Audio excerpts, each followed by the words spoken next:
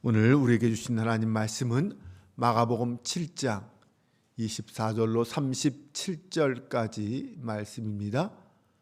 마가복음 7장 24절에서 37절 말씀.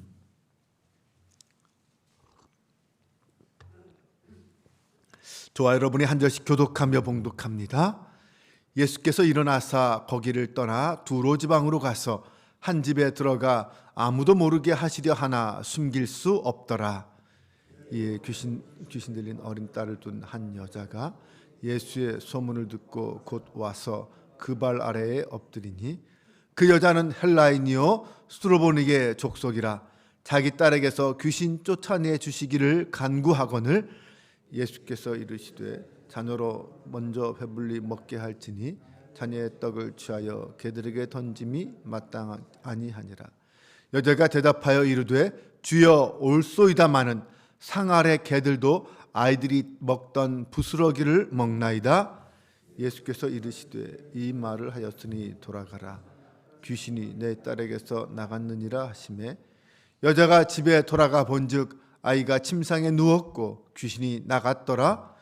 예수께서 다시 두로 지방에서 나와 시돈을 지나가고 데가볼리 지방을 통과하여 갈릴리 호수에 이르시매, 사람들이 귀 먹고 말 더듬는 자를 데리고 예수께 나와 안수하여 주시기를 간구하거늘 예수께서 그 사람을 따로 데리고 무리를 떠나사 손가락을 그의 양 귀에 넣고 침을 뱉어 그의 혀에 손을 대시며 하늘을 우러러 탄식하시며 그에게 이르시되 에바다 하시니 이는 열리라는 뜻이라. 그의 귀가 열리고 혀가 맺힌 것이 곧 풀려 말이 분명하여졌더라.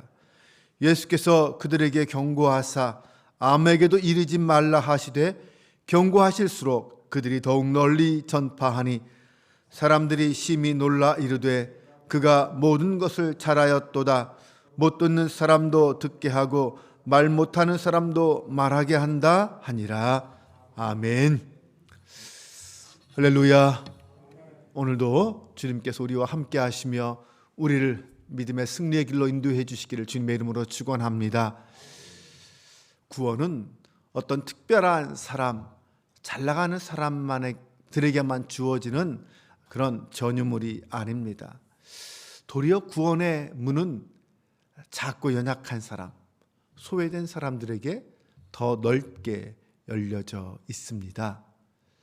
거기에는 유대인들이 더럽다고 배척하고 또 멸시하는 이방인들, 그들도 포함되어 있습니다. 어제 말씀에서 예수님은 사람이 먹는 것 때문에 더러워지는 것이 아니라 마음에서 나오는 것 때문에 더러워진다라는 말씀을 하셨습니다. 이 말씀은 자신은 깨끗하고 이방인들은 더럽다고 생각하는, 그렇게 취급하는 유대인들을 향해서 하신 말씀입니다. 진짜 더러운 것이 무엇인지 깨달으라는 말씀이죠.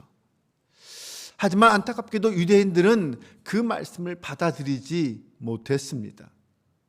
유대인들이 하나님의 은혜를 누리지 못한다면 과연 누가 그것을 받아들이고 은혜를 누릴 수 있을까요? 오늘 본문에는 두 가지 사건 이야기가 있습니다.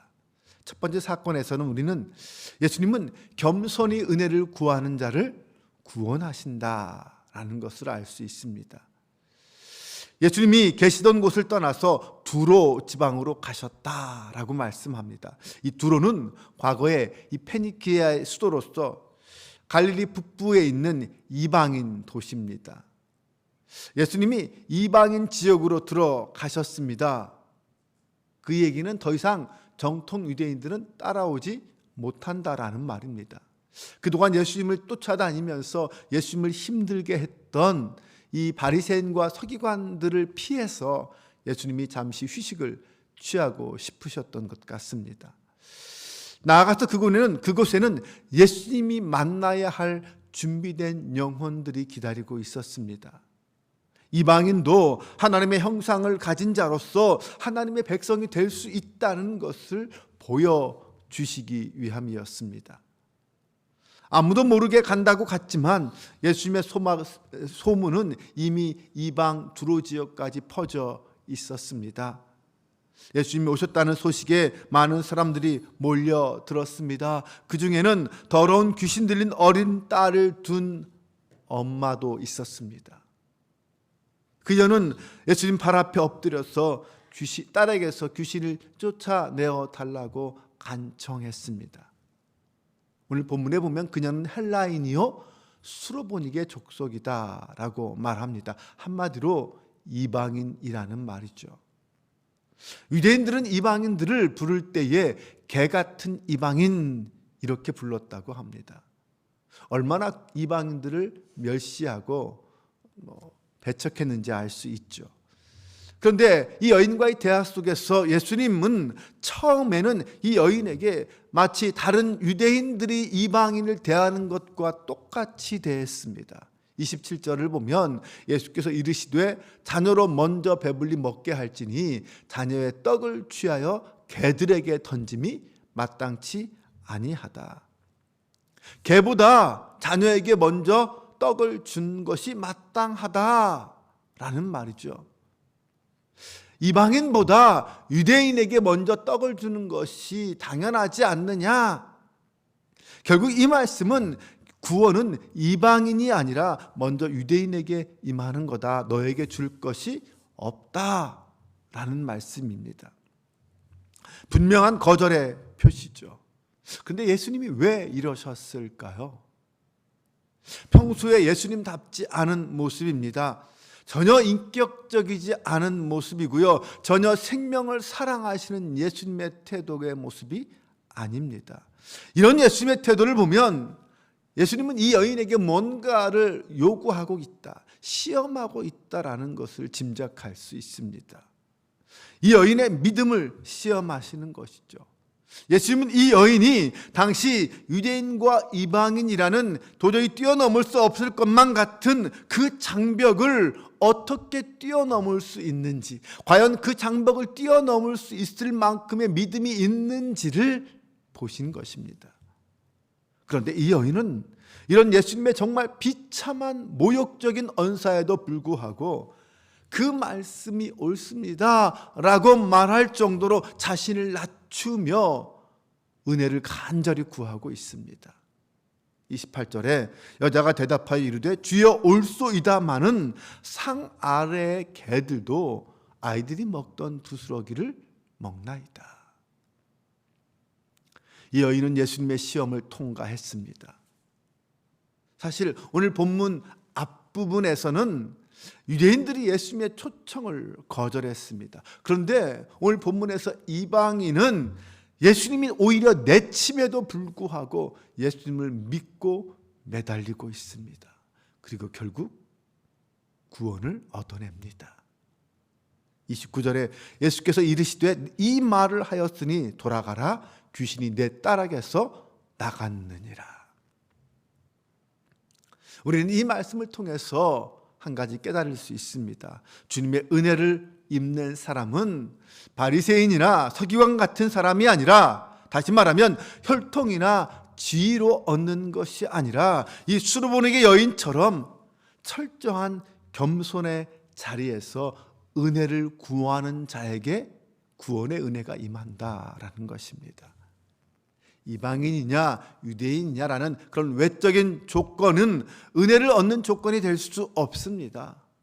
오직 겸손하게 자기를 낮추며 하나님의 은혜를 구하는 자가 하나님의 백성이 될 수 있다는 것입니다. 두 번째 사건에서는 예수님은 마음의 문을 연 자의 막힌 귀와 닫힌 입도 열어주셨습니다. 예수님이 다시 이 두로 지방에서 나와서 시돈을 지나 다시 유대 갈릴리 지역으로 돌아오셨습니다. 그때 사람들이 귀먹고 말 더듬는 자를 데리고 예수님께 와서 안수하여 주시기를 간구했습니다. 귀먹고 말 더듬는 자, 일반적으로 귀가 먹으면 말을 못하게 되어 있죠.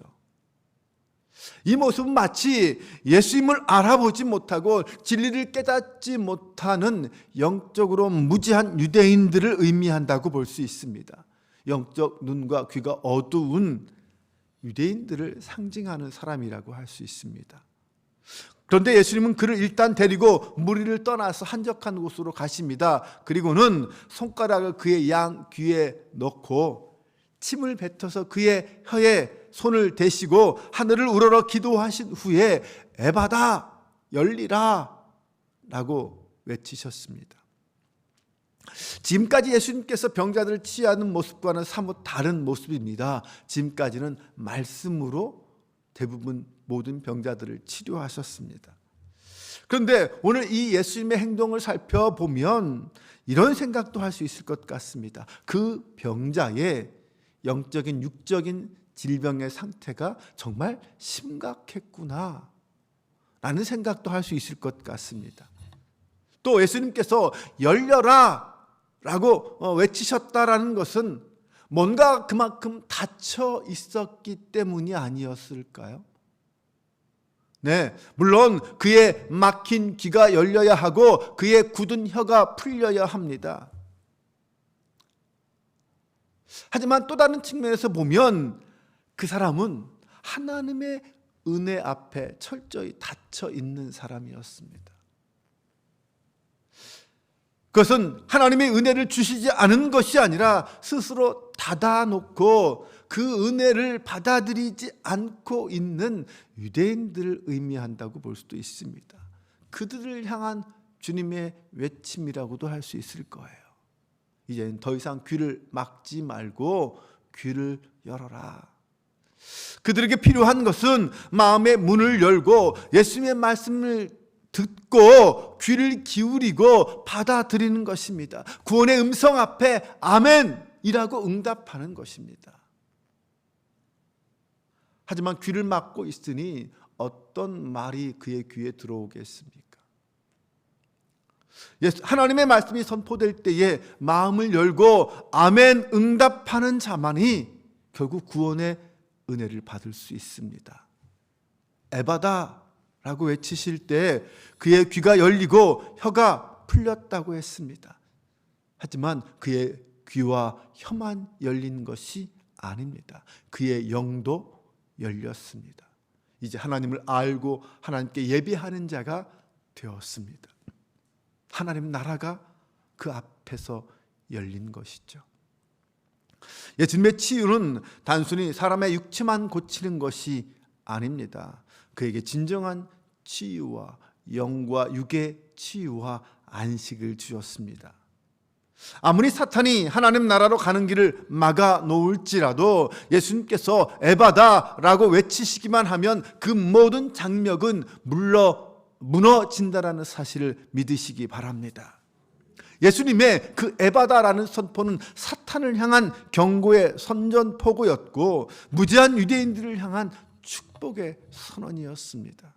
이 말씀에 응답하고 마음을 열어서 주님의 말씀을 듣는 자는 하나님의 은혜를 누리는 자가 될 것이고 하나님 나라의 백성이 될 것입니다. 사랑하는 여러분, 지금도 주님은 구원의 문을 열고 계십니다. 하지만 하나님의 은혜는 수로보니게 여인 같은 겸손한 이방인에게 열렸었다라는 것을 잊지 말아야 합니다.